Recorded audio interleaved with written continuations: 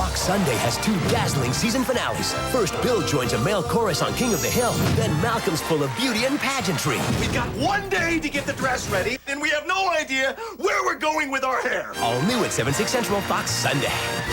It's down to the final 3, and the question is, who will crack under the pressure? Fox Tuesday. Be there as they go all out for a place in the grand finale. Ain't nothing gonna stop them, dog. American Idol at 8/7 Central Fox Tuesday. Are you ready for action? Nah, I mean serious kick butt, ninja bastions, chop till you drop, crazy as shell action. Then hang with us, the Teenage Mutant Ninja Turtles, tomorrow morning at 10:30 on Fox. Warm temperatures stick around, but we could see some weekend thunderstorms. I'll tell you when to expect them coming up in your 7-day forecast. That's tonight at 10 o'clock. Fox Sunday. Who needs the playoffs when Family Guy's a slam dunk every time? Ha-ha! Yes! Score! Score! Score! All new Family Guy, part of Animation Domination at 9/8 Central Fox Sunday. Viewer discretion advised. Fox tomorrow. They're going fast and far in a stolen car. All new Cops Grand Theft Auto. Then, when a Motley Crue fan turns up missing, the band joins America's Most Wanted to solve the case. Let's find her. All new. It all starts at 8/7 Central tomorrow on Fox. We can't stop the attack. There's a nuclear warhead gonna detonate somewhere over this country. All we can do is hold our breath. 24, all new at 9/8 Central Fox Monday. Viewer discretion advised. Yankees, Mets. Fox Saturday Baseball returns May 21st. Tonight, first rule of college, it pays to plan ahead. How to keep rising tuition rates from dashing those Ivy League dreams. Then, this notorious rapper's had a string of hits, including charges for assault and battery. Was 50 Cent able to sweet-talk prosecutors? Find out what happened in court. Tonight at 10 on NewsCentral. It's a season finale miracle when the Simpsons search for their faith. I'll pick a religion for me. Judaism. Don't have a cowman, don't have a cowman, have a piece of fish. Oi! Liam Neeson guest stars on an all-new hour at 8/7 Central Fox Sunday, part of Animation Domination. Tonight on the 10 o'clock news. I'm Ty Chandler. Tonight at 10 o'clock, Mayor Johnson releases his final budget for the city of Rochester. Plus, hear what lawmakers say about a push to improve the area around Paytech Park. Also, a settlement for the forgotten victims of Attica. Tonight at 10.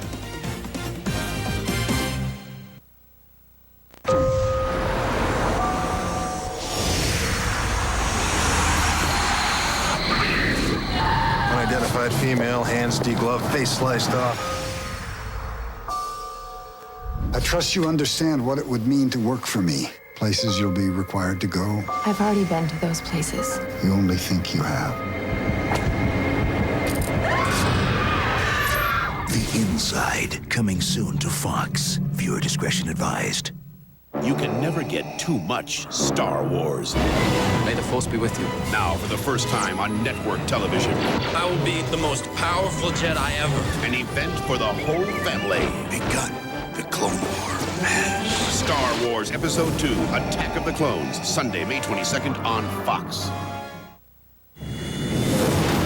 We can't stop the attack. There's a nuclear warhead gonna detonate somewhere over this country. We can't protect the innocent. Puppet needs to be warned. Not yet. All we can do Put your hands where I can see them now! is hold our breath. What did you do, Richard? Tell me what you did. Just when you thought it couldn't get any better. There's only 2 episodes left. 24, all new at 9/8 Central Fox Monday. Viewer discretion advised. Thank heaven for Fox Sunday.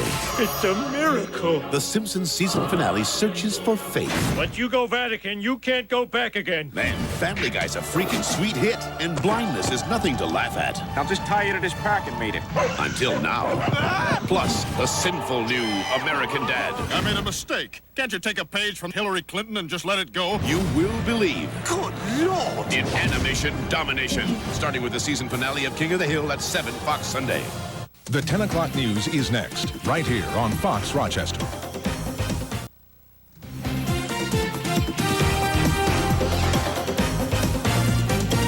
I'm Ty Chandler. Up next, find out what local lawmakers think about a plan to revamp the neighborhood around Paytech Park. And I'm Jennifer Gladstone. Also coming up, college tuition giving you sticker shock. We're going to show you how to save. Plus, teens, cars, and racing, a deadly combination. But first, Mayor Bill Johnson releases his final budget for the city of Rochester.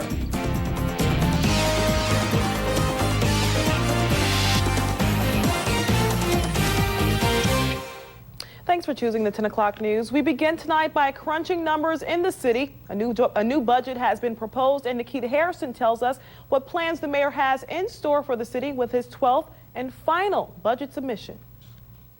The budget for 2005-2006 is being called strong and solid.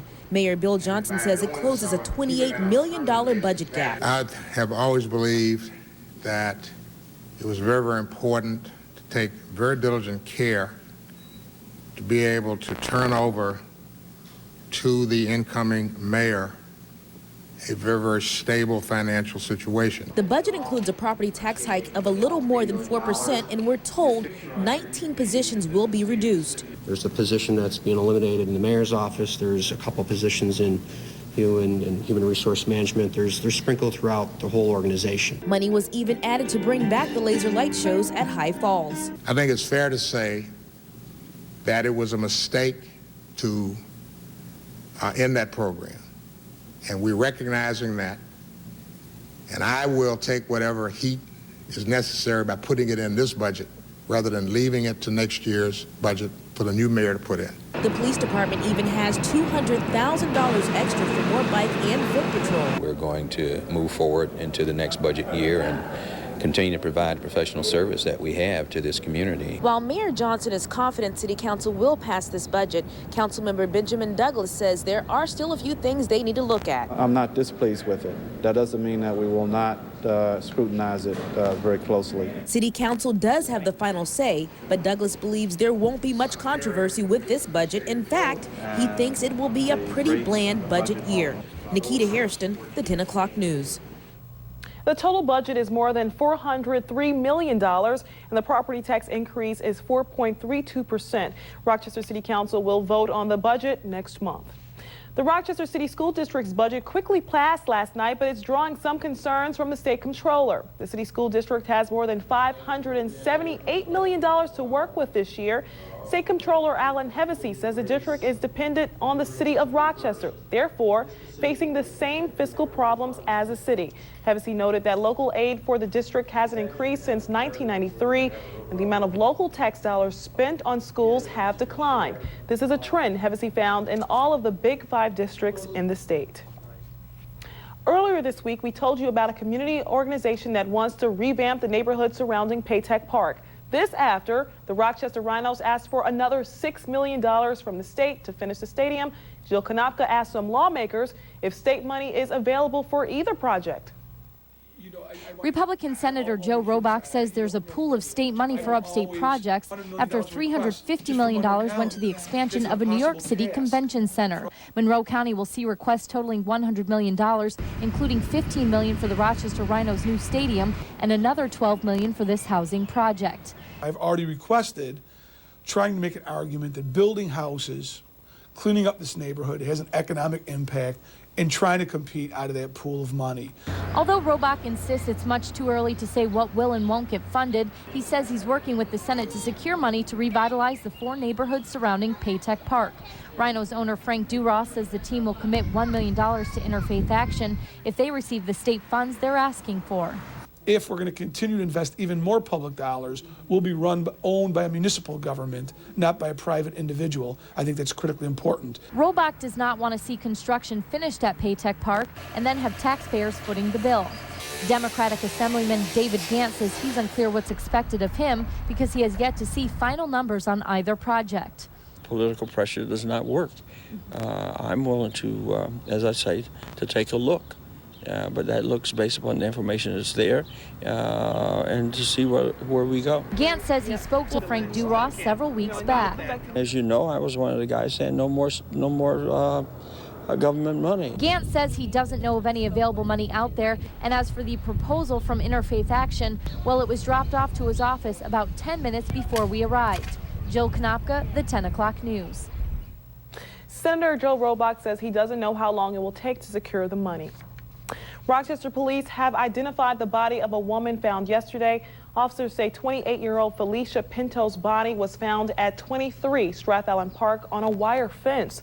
Investigators are waiting to find out the cause of death. They say there were no signs of struggle or trauma, but they are calling this death suspicious. Anyone with information is asked to call 911. Police have arrested this Rochester teen for attacking an officer. It happened earlier this morning near Avenue A. Officers believe 18-year-old Reggie Turner was involved in an attempted robbery. Police tried to stop him and question him. That's when investigators say Turner attacked the state trooper. The trooper was taken to Strong Memorial Hospital for a broken nose. Turner faces robbery and assault charges. The forgotten victims of Attica are one step closer to closure. Federal Judge Michael Talaska met with family members of prison employees who were killed or injured during the uprising. The judge explained that what the process will be to claim the $12 million settlement from the state. $2 million will be dispersed over 6 years. Now, it has taken the victims nearly 34 years to get this far. Their attorney, Gary Horton, took on their case for free. If you hear these people's stories and what happened to them and how at the time they were treated by the state, it's something you just couldn't walk away from. Finally, and of course it's not over yet. This is a start. Judge Talaska says he hopes to have the settlement completed before the anniversary of the Attica riots in September. A former Kodak employee charged with stealing millions from the company can now leave his house. The judge said Mark Camerata could go outside between the hours of 9 and 5 p.m. Now, for the rest of this day, Camerata must wear an electronic monitoring device. His bail was set at $2 million. We're told he's already posted about $1.4 million, and today his wife put her $200,000 condo up as collateral. Camerata will be back in court on June 20th. Under the rules of criminal procedure, we have 30 days in which to indict him unless he agrees to a waiver of that time. And basically that waiver was set forth on the record today. So we do not have to go to the grand jury now within the next 30 days to ask for an indictment by the grand jury. Now, 72-year-old John Nicolo was also in court today in Fort Pierce, Florida. Nicolo is charged with money laundering and mail fraud in connection to this case. He is expected to be in court in New York next Thursday. There was some frost on the ground this morning, but we seem to have recovered okay. Let's get our first look at the weather with meteorologist Kristen Emery. Cool temperatures last night, definitely. In fact, we tied a record low in Rochester at 31 degrees this morning. Tonight, a different story. We have cloud cover and showers moving through, so our temperature is not going to get quite as cool. There's also a line of thunderstorms moving to the northeast from Ohio, so we could see some scattered thunderstorms over the next couple of hours. Temperatures right now hovering right around the 50-degree mark. It is 50 in Rochester, and Palmyra right now at 48 degrees is the cool spot. Temperatures dropping to about 46 tonight, so not as cool as last night. Scattered showers and thunderstorms throughout the night, and then tomorrow we're looking at a high temperature of 69, mostly cloudy through the day with a chance for showers and thunderstorms mainly developing in the afternoon. We'll have the rest of your weekend forecast coming up later. Ty? Okay, thanks, Kristen. Students and staff at school number 1 in Rochester remembered a former student. They held a tree planting ceremony today in memory of DeMario Moore. Moore was shot to death in March. People who knew DeMario said he was always smiling and he always tried his best. Many say they will never forget him. Moore was a student at East High School when he died. Pentagon wants to close the Niagara Falls Air Reserve Station. We'll have reaction from the base after this commercial break. And I'm Jennifer Gladstone. Coming up, it's a deadly game, but police say their hands are tied when it comes to keeping kids from drag racing. The 10 o'clock news brought to you by Citizens Bank. I'm the next Malcolm. We're not going to school. Where are we going? Hal and the boys are playing hooky. I've been planning this for years. I just had to wait until you were all old enough to appreciate it. Hookers? Malcolm in the Middle. Tonight at 11 on Fox Rochester. Homer, with our help, you'll never touch a beer again. Laugh longer, laugh louder. The Simpsons weeknights at 6 and 7 on Fox Rochester.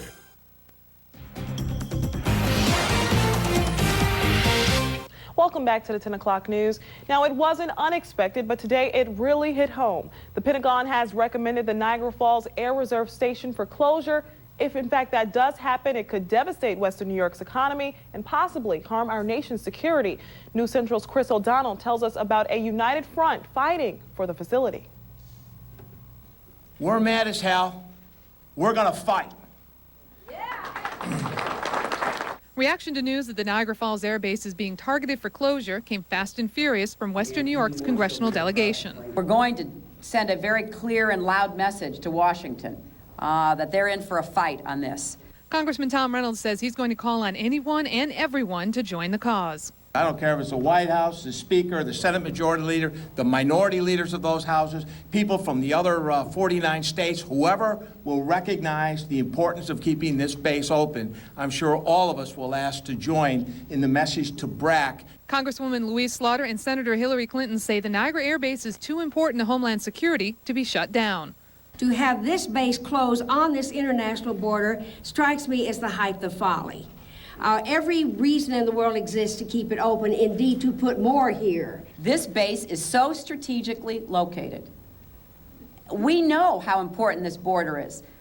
All of us here are still unsatisfied that we have the level of security we need on the border. Why on earth would we remove this base from the mix of Homeland Security? Recruitment has been a big problem for the military, but not in Western New York, where recruitment numbers are high. But Senator Charles Schumer says they won't stay that way without the Niagara Air Base. We can't ask our young men and women who want to serve their country, particularly when they're a little older and have families and are part of the Guard and Reserve, to go down to Arkansas, go all the way to Maine. In addition to intense lobbying in Washington, the Western New York congressional delegation says its next step is to host a BRAC committee visit at the Air Base sometime next month. In Buffalo, Chris O'Donnell, News Central. A facility in Rome is also slated for closure. Supporters of the Niagara Falls Air Base are also looking towards the courts to settle the matter. Friday the 13th was definitely not a good day for more than 10,000 people who work for the U.S. military. Here's Jennifer Gladstone with more on the military base closures.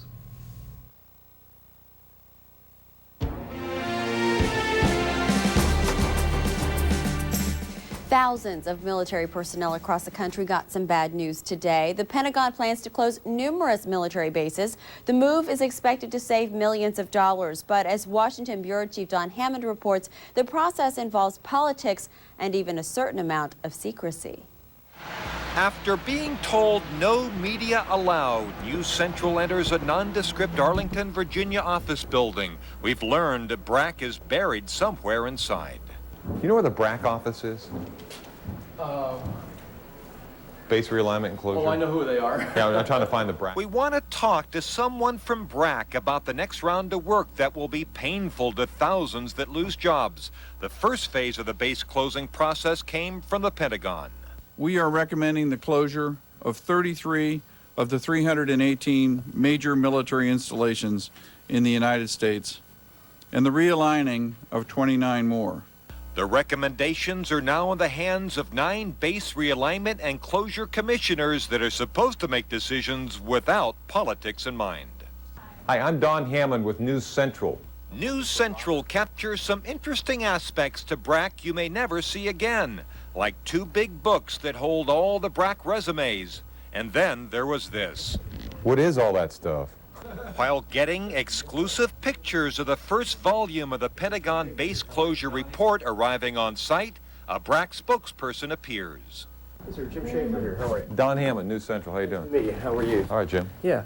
We're right now at a stage where we're not going to, have anything until Monday at the press conference. But this is the first day of duty, and I know this is going to be done in somewhat open hearings, public debate, and couldn't someone just tell us something about this process, how this is going to be done fairly, how you can have hearings, just a little bit about the commissioners. Who are these people? Okay, give me a few more minutes. Our main mission here is to show transparency in all the things we're going to be doing in terms of the analysis and process. The whole idea behind the BRAC process was that it was not supposed to involve politics. If BRAC approves Pentagon recommendations, Senator Mike DeWine will have to explain to Ohio voters why a Springfield National Guard base will lose nearly 300 jobs. Look at states that have been hit hard. Virginia, Senator Warner, the chairman of the Armed Services Committee, got hit. Virginia got hit very hard. So it has, not been a political process. Good morning, BRAC Commission. Can you please hold? However, that doesn't mean BRAC won't receive calls from the office of high-level politicians. Just listen for who our camera caught on the phone the first big day of BRAC duty. Jennifer, she's from Senator Voinovich's office in Ohio. That's Voinovich. Voinovich. In Washington, Don Hammond, News Central. So tell us tonight, do you think the proposed base closings will make the military stronger in the long run? Log on to our website and vote. We'll have those results for you tomorrow night. Now, for a list of the base closures and gains, log on to newscentral.tv and click on the national news link. Other stories making news across America tonight. In Springfield, Massachusetts, a man with a street gang and a drug-dealing past was in court today.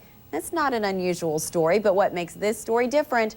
That man is one of the most famous rappers in the country. 50 Cent arrived with an entourage and walked past cheering fans, but once inside the courtroom, he became Curtis Jackson, a 29-year-old who admits to trampling and beating 3 women during a concert. The judge accepted Jackson's admission of the facts and gave him a lecture on how this incident would affect the rapper's 9-year-old son. Curtis Jackson will have to submit to random drug tests for the next 2 years and pay the women's medical bills.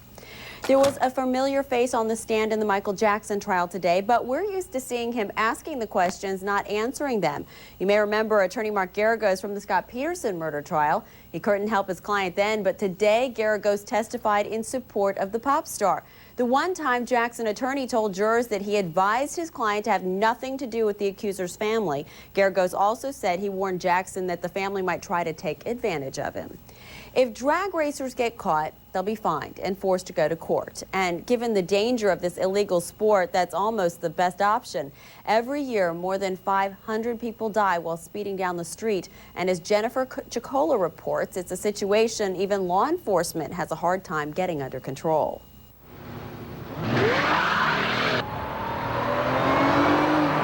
It's a race to the finish line, a race for pride. Adrenaline, respect, know whose car's faster, and show people up, and if you win, then you're like, yes, I'm the best.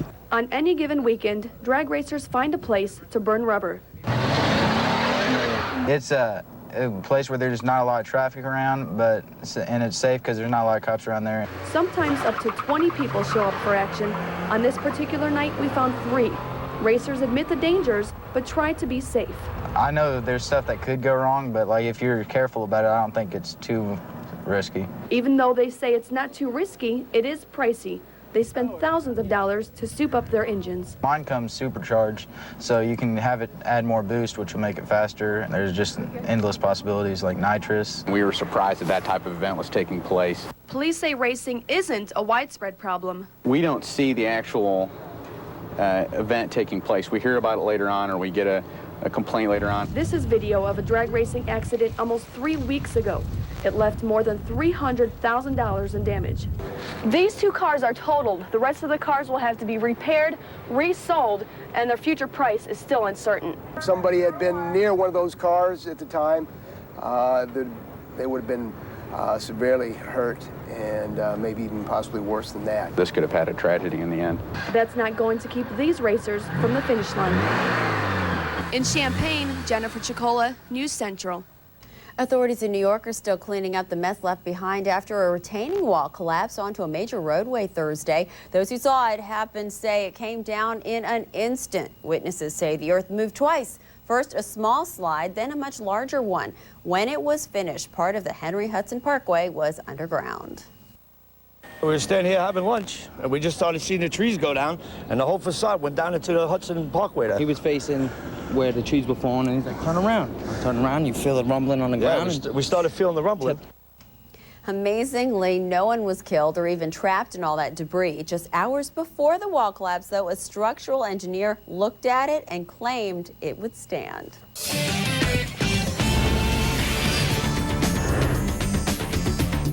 The FBI thought he was a, quote, homicidal, suicidal, drug-addicted bank robber.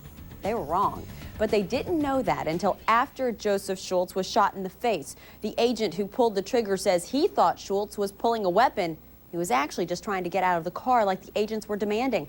3 years later, a federal judge has decided Schultz can sue over this mistake, saying, "We are responsible for our actions, whether we're government agents or not."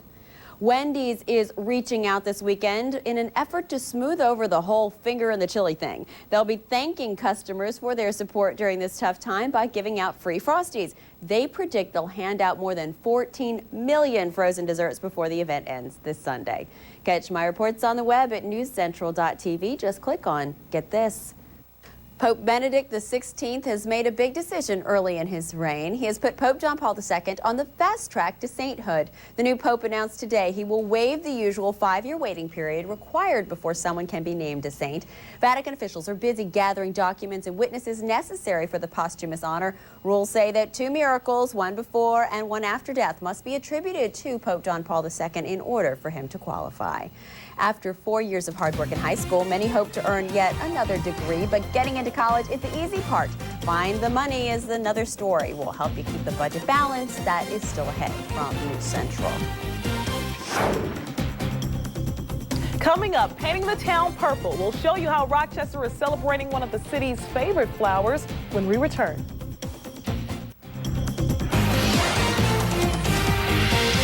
The streets have gone purple in Rochester for the annual Lilac Festival. The opening ceremony was today to kick off the week-long celebration. Now, there are exhibits and displays open for your family to check out at Highland Park.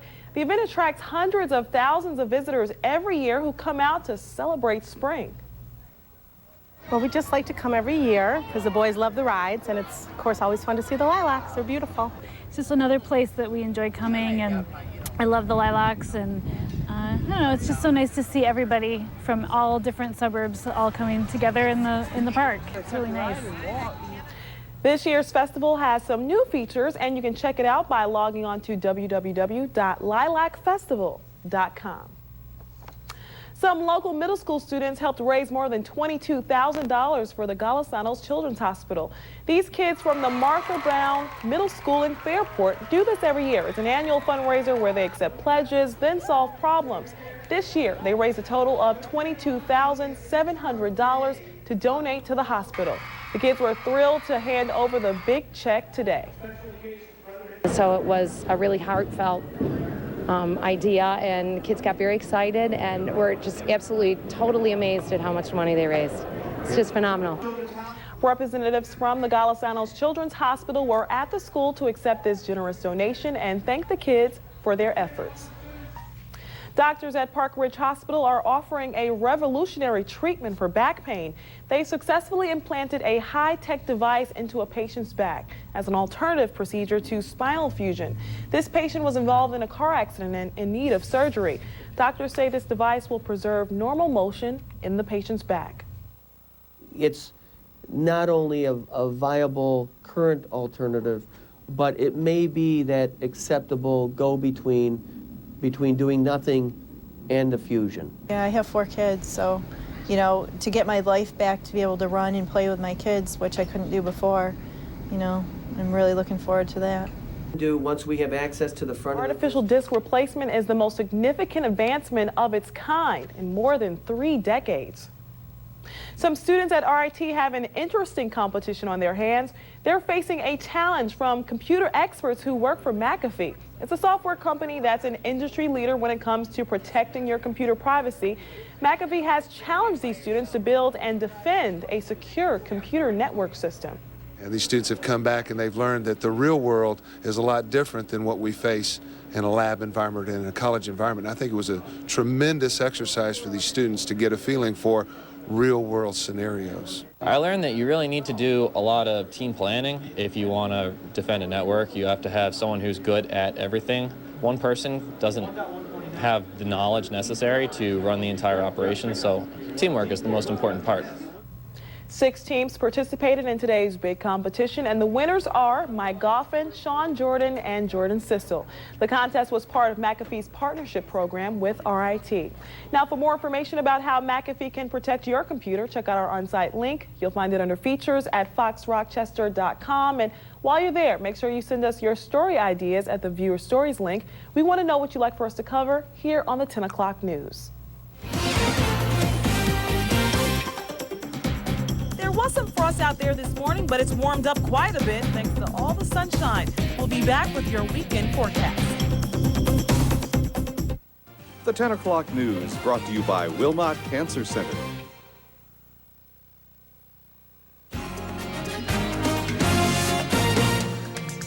Some showers and thunderstorms moving through the area, and unfortunately, I think we're going to have sort of a cloudy, rainy weekend. Right now, we'll take you back over the past 6 hours, show you those showers moving into the area from the northwest, but we also have a very strong line of thunderstorms just off the lower left-hand corner of your screen moving to the northeast.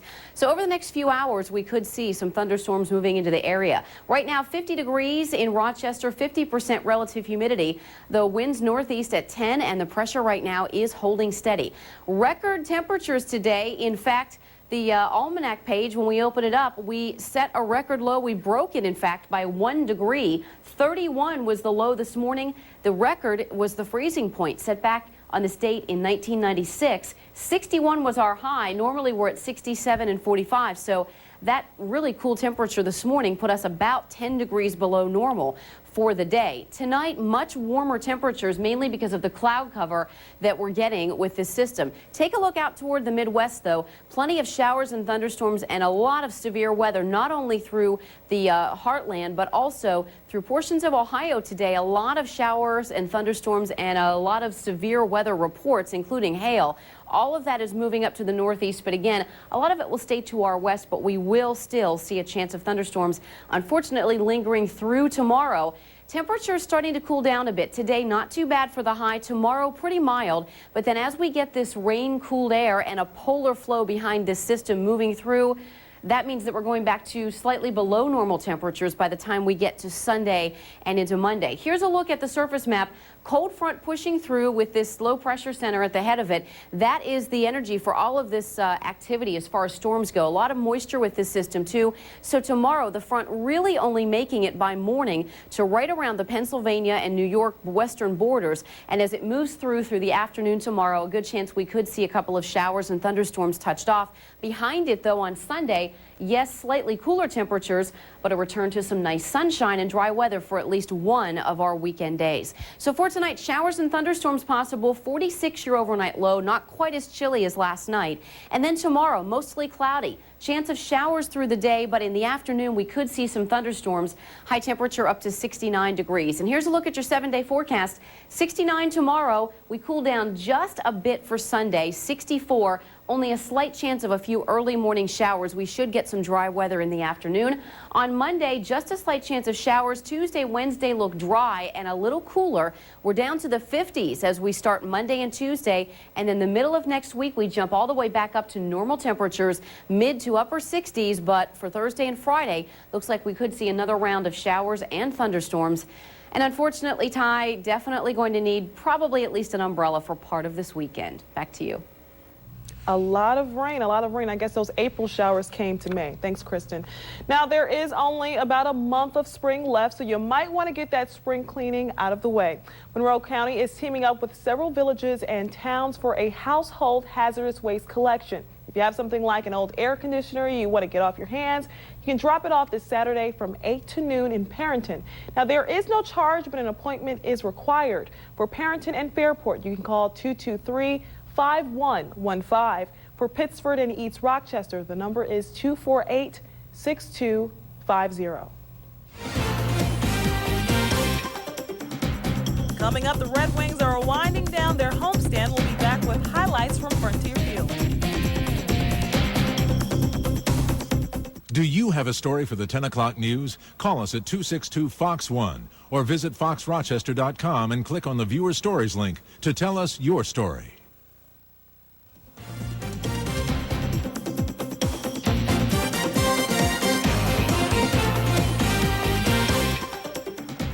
Last night, we told you about skyrocketing college costs, tuition rates jumping 5, 10, even 20% in just 1 year. Plenty of factors like rising health care and energy costs, technology, and cuts in state funding all share in the blame. So it really doesn't do much good to point fingers. Instead, anyone with college on the mind needs to start planning. Congratulations! You're in. The wonderful world of higher education now lies at your fingertips. That's the euphoric stage of college admissions. Then come the numbers, 10, 20, 30,000 per year. And that doesn't count books, food, or even housing. All the zeros didn't bother Charlene Coleman at first. Like, oh, I could finish college with no problem financially because I did qualify for a lot of scholarships, but many of those scholarships were one time only. So after my freshman year, that's when I realized, whoa, this actually might be of a little more concern. Margie Mannix, assistant managing editor at U.S. News and World Report, says there are 10 major mistakes students and families make when it comes to paying for college. The one thing that you have to remember about this whole college aid process, the financial aid process, is that oftentimes the sticker price of the college is essentially meaningless. The price of the college might be $20,000. You might only have to fork over $4,000 or $14,000. It just depends on your family's financial situation. Too many people assume they won't qualify for financial aid and never fill out the form called the Free Application for Federal Student Aid, or FAFSA.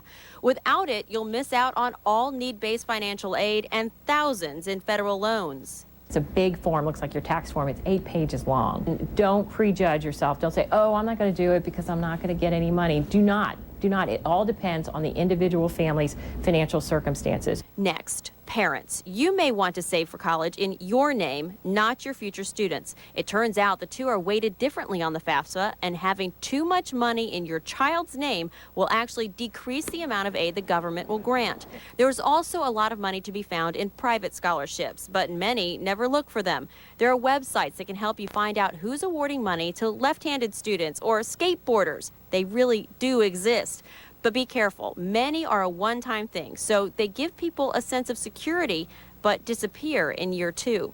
Regardless of where you look for the money, you have to pay attention to deadlines. The FAFSA isn't due until June 30th, but those who get it in by February 15th are going to be the winners in this first-come, first-serve race. Be careful when you compare offers. Mannix says too many people only look at the highest number, but a financial aid package for $15,000 could be made up of grants, loans, and work study, while an offer of just $7,000 could be all free money, and that would be a better deal. Another mistake we found that parents and students make is that when they do get these financial aid offers, they don't appeal for more aid if they think they're due more aid. Mannix also stresses that you shouldn't waste money paying someone to apply for the aid for you or pilfer from your 401k.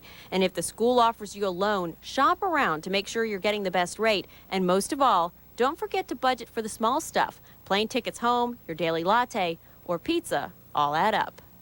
Now, this is just an outline to get you thinking. You can find much more detail and answers to all kinds of questions on the U.S. News and World Report's website. We'll get you there. Just log on to NewsCentral.tv and click on sightseeing links.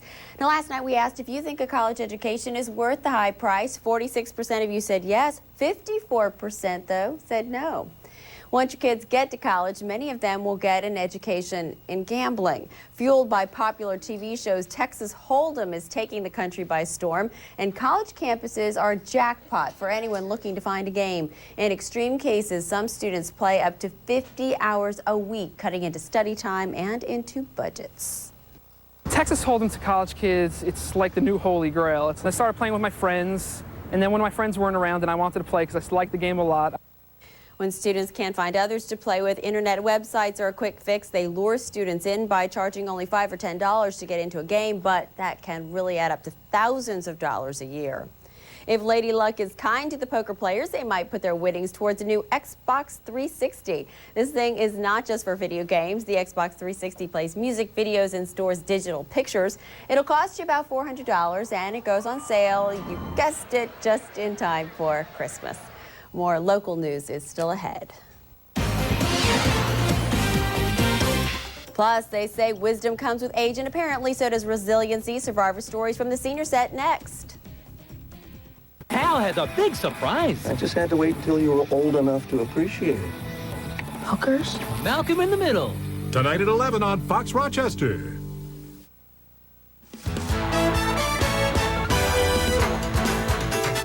In sports, the Rochester Red Wings took on the Scranton Wilkes-Barre Red Barons tonight. Rochester's Brent Abernathy hit the diamond with a slow roller to stop the Red Barons and make a double play in the bottom of the first. At the top of the second, A.J. Hinch hit a ground ball to third base for Rochester's first out. John Castellano threw a ground ball up the center for a base hit. Chris Cost followed his lead, hitting one deep into center field. That's where the Barons would get their first run, with Josh Rabies dropping a catch. Later in the game, Nate Grindell hit a grand ball up the third baseline, helping the Wings grab an easy double play. The Red Barons would try to hold on, but fell a little short as the Red Wings flew to the victory line with the final score of 11-5. And in hockey, the Rochester Amherst hit the ice ready to play hard and avoid a playoff elimination. The Amherst are trailing in the playoffs this year as they lost the last 3 games against the Manitoba Moose. Tonight's game was a make-it-or-break-it win to get the Amherst back in the competition for the Calder Cup.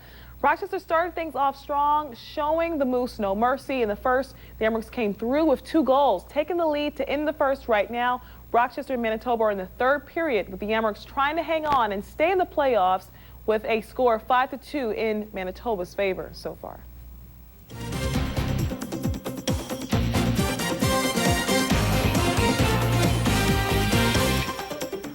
Calls poured into 911 in Fort Lauderdale, Florida, when an elderly woman slipped and fell off her balcony earlier this week. Amazingly, after falling 9 stories and landing on a canopy, she survived with only a broken arm. Lynn Gordon let us hear the amazing emergency calls. Ma'am, all of America wants to know how you're doing. Are you feeling okay? Yeah. 2 days after 69-year-old Gloria Giamatti leaves Broward General Medical Center after falling 9 stories from the balcony of her Fort Lauderdale condominium, we are hearing the desperate calls for help. 911, do you need police, fire, medical? Yes, I'm from Coral Ridge Towers South. Okay. And we had someone fall off a balcony onto our awning in the back. Residents of Coral Ridge Towers South in East Fort Lauderdale looking on in horror as the 69-year-old woman fell nearly 100 feet from her balcony. But instead of hitting the ground, a canvas canopy below, breaking her fall, ultimately saving her life. Someone fell from a balcony onto a, not onto the ground, onto a canopy, so they may still be alive, but they're not moving. Male or female? Female. Giamatti arriving home yesterday, miraculously with just a few bumps and bruises. Hard to believe when you consider the incredible impact Giamatti made when she landed. Did they fall from a height or just on the ground? Well, it made a large sound which woke me up. I got out of bed. It shook the building. It vibrated the whole building. In Washington State, a man is fortunate to be around to tell his story as well. Raymond Willie says he bumped his SUV into another vehicle at a stoplight. The force from that bump sent him into another car, and that collision sent Raymond flying through the air right into a gas pump at a nearby station. The pump then burst into flames. I thought, oh my God, this is it. When I went into that gas station, it was just like, how did I get here? Raymond says it was the first accident he has ever been in. Believe it or not, no one was seriously hurt. More local news is still ahead, but first, tonight's commentary. So was all of the bragging just a big put on? Newspapers like to think only they have the pulse of their local communities. Yet West Virginia's Charleston Gazette demonstrated otherwise. A recent editorial bashed West Virginians as nothing short of being dumb. Why? Je ne sais pas. The Gazette reported as its source material an article from the French journal Le Monde. When it comes to figuring out West Virginians, the aristocratique Gazette relies on French journalists. We couldn't make up a crazier story. The Maine Attorney General's office has demanded Jeffrey Fisher pay more than $11,000 in back child support up until when DNA tests proved the child of a woman he once dated was not his. Calling him a deadbeat dad, the state also revoked his driver's license.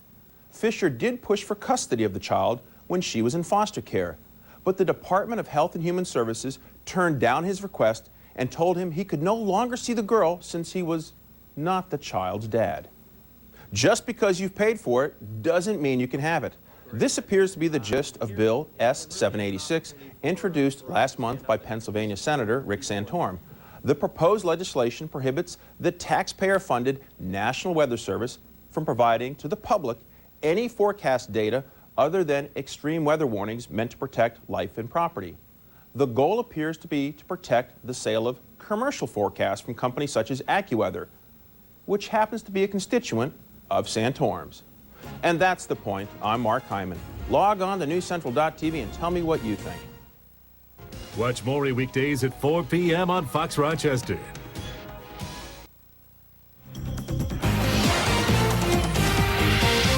Let's take another look at the stories that made headlines around Rochester today. Mayor Bill Johnson released his 0506 budget for the city. His plan calls for a 4.32% property tax increase and a total budget of almost $404 million. That's up just under 2% from last year's budget. Also, the forgotten victims of Attica heard from a federal judge today. The judge is working out a deal to divide $12 million in settlement money between the group. The state agreed to pay the settlement after a lawsuit from family members of prison employees who were killed or injured in the 1971 uprising. Also, the 2005 Lilac Festival kicked off today. The celebration of spring is going on all week at Highland Park in Rochester. The event attracts people from all over. You can take your family to see live music, performances, displays, and of course, the lilacs.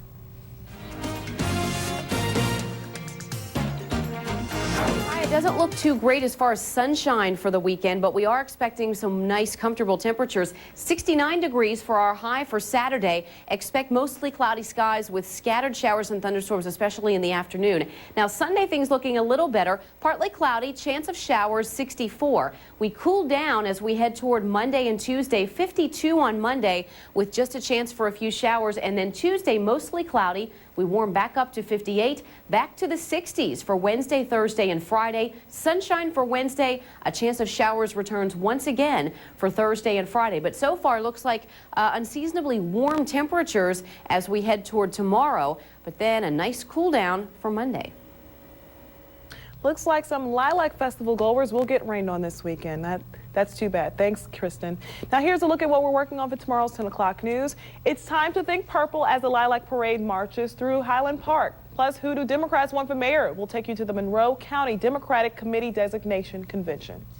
That's all for tonight. Thanks for joining us. We'll have more news tomorrow. We'll see you here at 10 o'clock.